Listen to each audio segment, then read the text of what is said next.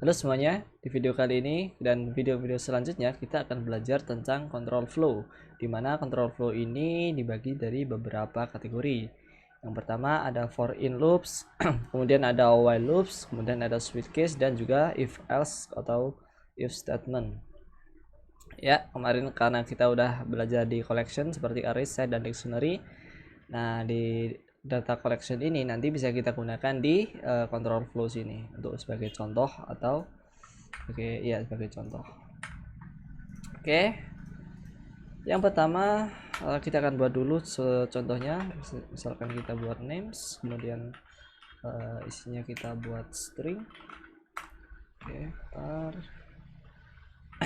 Oke, kemudian aku kasih ini nama, misalkan Ryan, kemudian ada anak, kemudian ada lagi William, kemudian ada lagi misalkan Santoso. Oke, jadi kita punya variable atau punya konstan yang namanya names. Kemudian nanti di names ini kita buat beberapa contoh for loops. Jadi di for loops ini sebenarnya ada beberapa contoh dan bisa kita gunakan.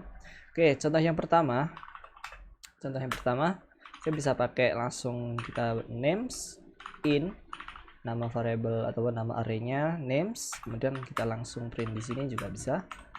Jadi misalkan kita print hello terus namanya name. Oke, kita coba run dulu.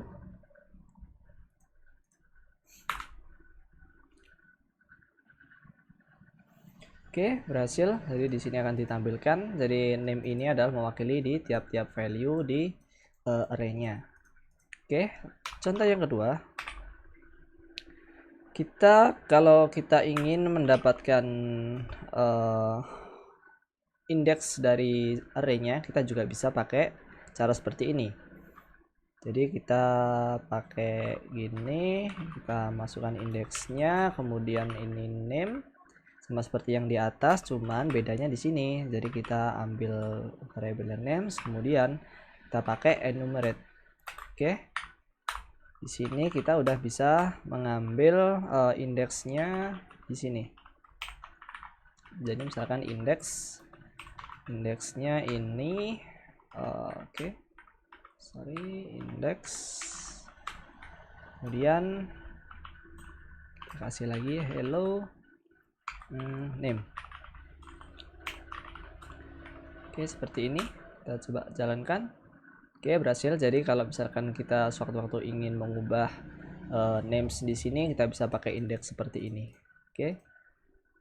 Langkah yang ketiga atau contoh yang ketiga, kita bisa pakai namanya for each. Oke, kita ambil dulu variabelnya names, kemudian kita klik for each. Oke, langsung aja kita buat seperti ini. Jadi kita hampir sama seperti yang di atas. Yang pertama name in, kemudian ini kita buat sama aja sini. Oke, harusnya sama. Oke, jadi kita bisa buat seperti ini. Ada 3 cara atau mungkin ada lagi lebih seperti itu. Jadi kita komen dulu yang ini, kemudian kita lanjut. Kalau misalkan kita punya data lagi, misalkan story case-nya respon HTTP request ya. Jadi biasanya dia udah punya status seperti ini. Kemudian kita buat integer dan key-nya sebagai integer dan string. Oke.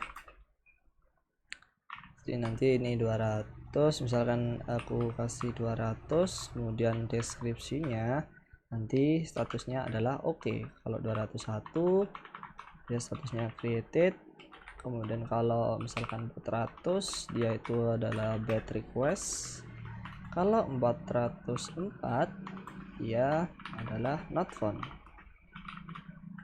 Oke, aku bikin contoh seperti ini.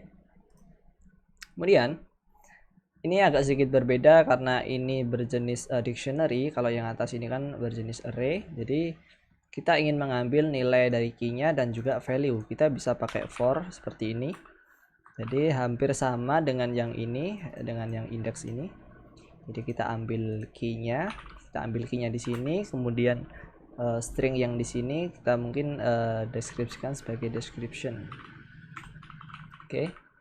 In nama variabelnya status, kemudian langsung sini kita print, coba kita print kalau misalkan segini, nanti code ini is description. Oke, kita coba jalankan. Oke, berhasil. Jadi kode ini adalah key-nya, bisa kita ambil seperti ini, description ini. Nah, di for this Swift ini ada yang berbeda, yaitu kita bisa menggunakan seperti ini, where kalau misalkan kita ingin hanya mengambil code yang ini lebih dari 400, contohnya seperti ini, lebih dari sama dengan 400. Nah, maka harusnya yang di sini nanti harusnya yang muncul akan muncul dua aja, yaitu 400 dan 404. Oke, kita coba.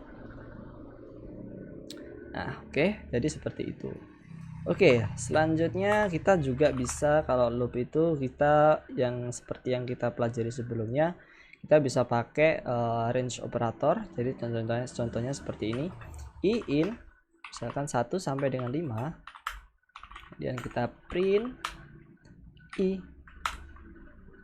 Oke, seperti itu aja. Ini pakai contoh yang operator range. Terus ada lagi ini pakai fungsi stride. Jadi fungsi stride ini dia bisa menentukan awal mula nilainya, value-nya, kemudian sampai akhir ke berapa, dan dia mempunyai kayak jadi bisa kita atur seperti interval. Jadi contohnya seperti ini. Kita buat let misalkan interval di sini. Misalkan kita kasih contoh 2, kemudian kita kasih batasannya misal count time, kita kasih misalkan 20. Jadi kita kasih for i in. Nah, ini yang membedakan, jadi kita pakai stride to. Nah, ini pakai function stride from to dan by. Oke, from-nya ini saya mulai dari 0, kemudian to-nya ini sampai on time, by interval. Oke, jadi nanti dia akan menghasilkan nilai seperti ini. Kasih value gini aja ya, value. Oke, i. Oke, kita coba jalankan. Nah, value-nya jadi kita mulai dari 0, kemudian intervalnya ini adalah 2, jadi kita ada kelipatan 2, 0, terus kemudian 2, kemudian 4, 6, dan seterusnya sampai kurang dari count time. Nah, kalau kita ingin kurang dari sama dengan, kita bisa pakai took di sini. Took. Nah, seperti ini. Ini harusnya karena ini kan 20 nggak masuk ya, Kak. Sekarang kita coba pakai ini, harusnya 20 masuk di sini. Nah, seperti itu. Oke. Mungkin untuk for in loop seperti itu aja. Sampai ketemu di video-video selanjutnya. Bye.